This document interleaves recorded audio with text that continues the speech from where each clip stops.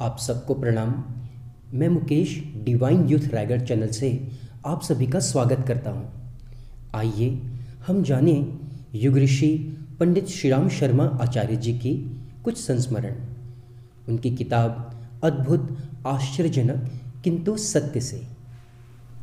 प्रस्तुति विजय कुमार शर्मा, जमालपुर, मुंगेर, बिहार। पहले मैं पुनर्जन्म में तो विश्वास करता था, पर प्रेत योनि, भूत, पिशाच आदि पर मेरा जरा भी विश्वास नहीं था।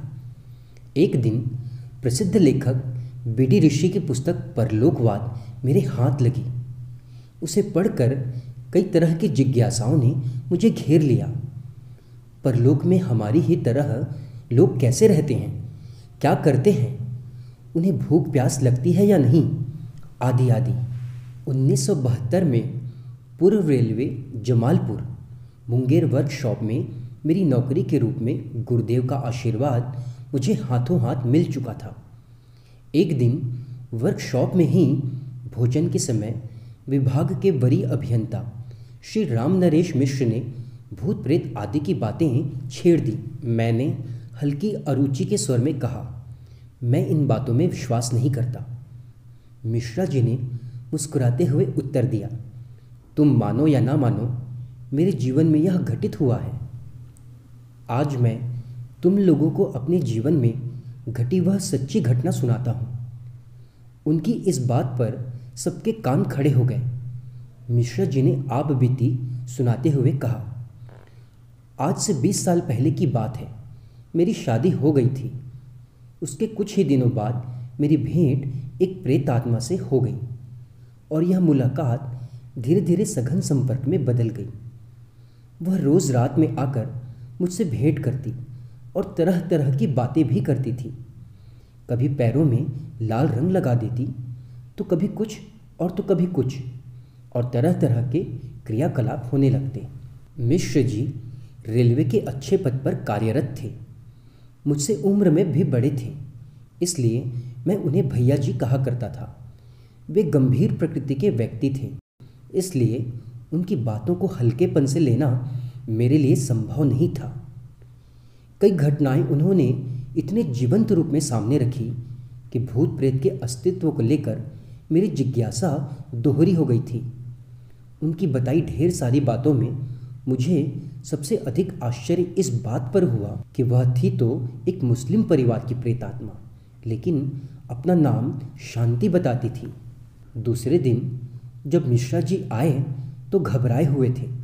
सीधे सेक्शन में आकर मेरे पास बैठ गए और कहा, विजय जी, वह 20 साल बाद आज रात फिर से आ गई। मैं तबाह हो जाऊंगा। अब मैं एक बाल बच्चेदार आदमी हो गया हूँ। उनकी बातें सुनकर मैं भी डर सा गया। आश्चर्य से पूछा, भैया कौन आ गई? आप किस तबाही की बात कर रहे हैं? मिश्रा जी ने कहा, वही प्रेत आत्मा जो अपना नाम शांति बताती है।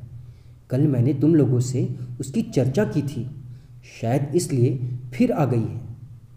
समझ में नहीं आता अब क्या करूं। मैंने उन्हें ढांढस बंधाते हुए कहा, चिंता की कोई बात नहीं, आप अपने यहाँ गायत्री हवन करा लीजिए, सब ठीक हो जाएगा। गायत्री चालीसा में लिखा है, भूत पिशाच सबै भय खावे, यम की दूत निकट नहीं आवे। मेरी बातों से वे कुछ हद तक आश्वस्त हो गए। तीसरे दिन जब मिश्र जी वर्कशॉप में आए तो उन्होंने और भी आश्चर्य भरी बातें सुनाई। कहा, शांति फिर आई थी। उसने मुझसे कहा है, मैं विजय बाबू को अच्छी तरह जानती हूँ। मैं तो यह सुनकर बिल्कुल ही घबरा उठा कि एक प्रेत आत्मा मुझे कैसे जानती है। मैंने मिश्र जी को कहा, अगर वह फिर आ जाए तो उससे पूछें कि मुझे किस तरह से जानती है। अब शांति प्रतिदिन मिश्र जी के पास आने लगी थी। अगले दिन मिश्र जी ने मुझे अकेले में ले जाकर कहा, वो तो कहती है कि विजय जी हमारे गुरु भाई हैं।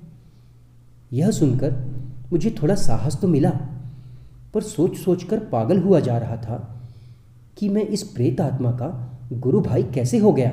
इसका मतलब तो यह है कि कभी इस जीव आत्मा ने परम पूज्य गुरुदेव से दीक्षा ली है, एक मुसलमान औरत की दीक्षा।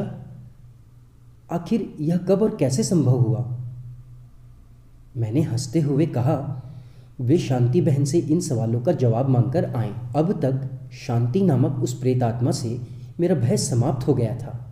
अगले दिन मिश्र जी ने एक रहस्य का उद्घाटन किया।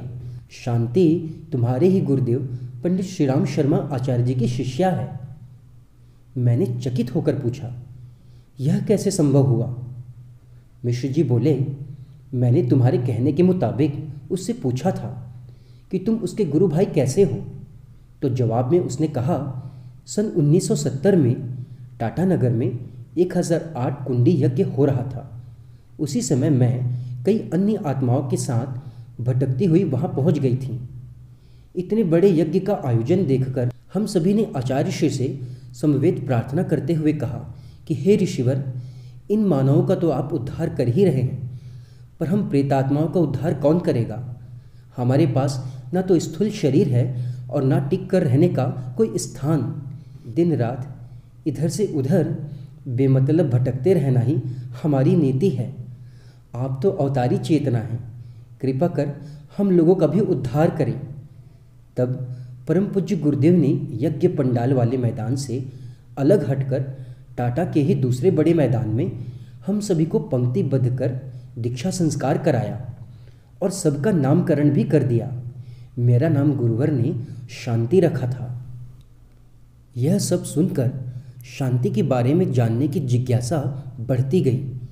हमने मिश्र जी के द्वारा ही शांति से जानकारी ली कि ये सभी सूक्ष्म जगत में क्या करते हैं।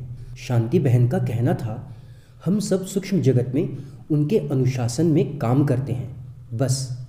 मिश्र जी ने जब फिर जानना चाहा कि इस समय पूज्य गुरुदेव हिमालय प्रवास में कहाँ हैं, क्या कर रहे हैं, तो शांति ने कहा, एक सीमा के बाद हम सबको कुछ भी बताने की मनाही है, इसलिए मैं इससे अधिक और कुछ नहीं बता सकती। अब मुझे प्रेतात्माओं के अस्तित्व पर पूरा विश्वास हो चुका था। मैं यह भी जान चुका था कि परम पूज्य गुरुदेव की पराशक्ति से परिचालित ये सूक्ष्म शरीरधारी शिष्यगण सूक्ष्म जगत में भी युग परिवर्तन के लिए अदृश्य रूप में कार्यरत रहते हैं। इस घटना के लगभग 1 वर्ष बाद तक परम पूज्य गुरुदेव की प्रेतात्मा शिष्या शांति मेरे भी संपर्क में विधेयात्मक रूप में रही। फिर एक दिन ऐसा भी आया कि वह उस इलाके से हमेशा के लिए चली गई। बहुत याद करने पर भी उसका आना नहीं हुआ। सन 1973 में परम पूज्य गुरुदेव शांति कुंज पधार चुके थे। शांति कुंज के वशिष्ठ और विश्वामित्र नामक भवन में प्राण प्रत्यावर्तन शिविर आयोजित किया गया था। इस शिविर में शिष्यों से उच्च स्तरीय योग साधनाएं कराई जाती थीं। सौभाग्य से मुझे भी इसमें भाग लेने का अवसर मिला था। इसी शिविर के दौरान एक दिन शांति का ध्यान आया और मैं गुरुदेव से भेंट के समय पूछ बैठा, गुरुदेव, शांति बहन का क्या? वाक्य पूरा भी नहीं हुआ था कि गुरुदेव तपाक से बोल पड़े, बेटा, उसका चोला बदल गया है, चोला बदल गया है। पूज्य गुरुदेव की उस मुद्रा को देखकर, भाव भंगिमा को देखकर आगे कुछ पूछने का साहस नहीं हुआ। साक्षात शिव की तरह भूत प्रेतों का भार वहन करने वाले महाकाल के अवतार को श्रद्धापूर्वक नमन करके मैं वापस लौट पड़ा। अब हमारा निवेदन, गायत्री परिवार के संस्थापक परम पूज्य गुरुदेव पंडित श्रीराम शर्मा आचार्य जी के शिष्य होने के नाते हम सभी का कर्तव्य है कि उनके समाज निर्माण, युग निर्माण आंदोलन में हम निरंतर अपना सहयोग करते रहें। हम स्वयं से पूछें, कहीं हम ढीले तो नहीं पड़ रहे, कहीं हम अपना लक्ष्य तो नहीं भूल बैठे हैं। नियमित गायत्री मंत्र का जप करते रहें, स्वयं का आत्मनिर्माण करते रहें और समाज निर्माण, समाज सेवा के कार्य में अपना अधिक से अधिक योगदान देते रहें। आप सभी ने इस प्रसंग को ध्यान से सुना, इसके लिए आप सभी का हृदय से धन्यवाद।